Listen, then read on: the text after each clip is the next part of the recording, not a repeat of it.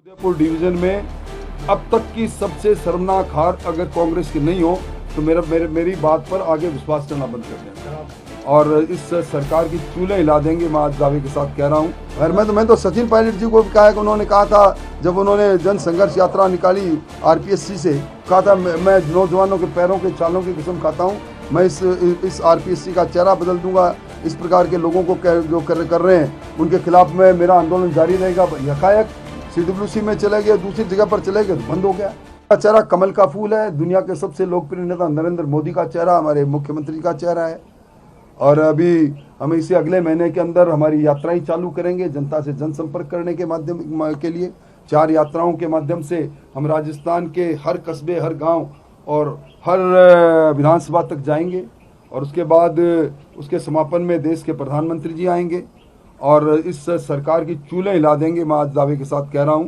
आप मेरी इस बात का रिकॉर्ड कर लेना कि इस जो उदयपुर डिवीजन में अब तक की सबसे शर्मनाक हार अगर कांग्रेस की नहीं हो तो मेरी बात पर आगे विश्वास करना बंद कर देना। सर, आप कह रहे हैं कि मोदी जी तो कांग्रेस से कहती है कि मुख्यमंत्री मोदी थोड़ी बनेंगे राजस्थान में। हम एक मिशन के साथ हैं, हम रीति के साथ हैं, नीति के साथ है। हम कोई हवा में चुनाव नहीं लड़ते, हम एक उद्देश्य के साथ चुनाव लड़ते हैं। निश्चित तौर पर मोदी जी ने जिस तरह इस देश की तकदीर और तस्वीर को बदला है, गरीब, आपने देखा होगा वर्ल्ड बैंक की ताज़ा रिपोर्ट ने कहा है कि देश में इन 9 वर्षों में गरीबी की रेखा के बाहर 10.6% लोग चले गए। अब तक का सबसे बड़ा गरीबी उन्मूलन का अभियान जो अलग अलग योजनाओं के माध्यम से प्रधानमंत्री जी की अगुवाई में चल रहा है। हम इसी प्रकार राजस्थान के गरीबों के कल्याण के लिए, उत्थान के लिए नीतियां बनाएंगे और राजस्थान में गरीबी का सर्वनाश करेंगे। यही हमारा लक्ष्य है। हमारा प्रदेश पार्लियामेंट्री बोर्ड बनेगा, संसदीय बोर्ड बनेगा, उसके बाद तय होगा। काम के लिए आज यहाँ आए हुए हैं, देश में लोकतंत्र की मजबूती को क्या मतलब लगता है कि आप एक तरफ तो इतनी बड़ी महत्वपूर्ण चर्चा कर रहे हैं, देखिए, दूसरी तरफ इस तरह के आरोप आपकी पार्टी आपने एक सटीक सवाल खड़ा किया है। निश्चित तौर पर आपका इशारा ईडी की उस बात पर होगा जो उन्होंने अभी सीकर के अंदर अब्दुल कलाम कोचिंग सेंटर और प्रिंस कोचिंग सेंटर पर जो रेड किया उस पर होगा।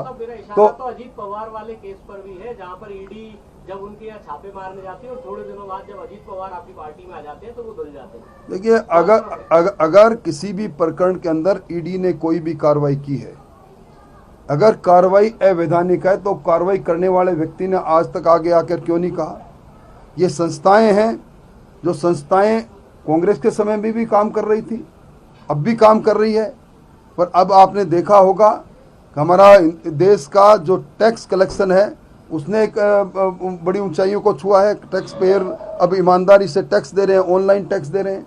ऐसे समय में जो जिस प्रकार की कार्रवाई से इस देश में सुचिता का प्रशासन लाने के लिए मोदी जी लगे हुए हैं, उसमें यदा कदा इस प्रकार के करने वाले लोगों पर कार्रवाई होनी चाहिए। अगर कार्रवाई अवैधानिक है तो उनको आगे आके उस पर कहना चाहिए कार्रवाई अवैधानिक। आज तक तो किसी ने कहा नहीं। वो ये कह रहे यदा कदा वहीं क्यों नजर आता है जहाँ चुनाव होता है।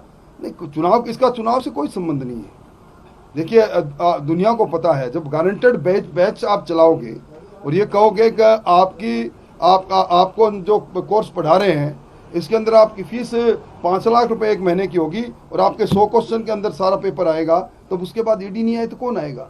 जब सचिवालय के अंदर नोट पकड़े जाते हैं 2 करोड़ 31 लाख रुपए और 1 किलो सोना पकड़ा जाता है, एक जॉइंट डायरेक्टर के हाथ में, जॉइंट डायरेक्टर की अलमारी में पकड़ा जाता है, तो आप जान सकते हैं कि जॉइंट उस तरह के 17 जॉइंट डायरेक्टर थे वेद प्रकाश यादव जैसे।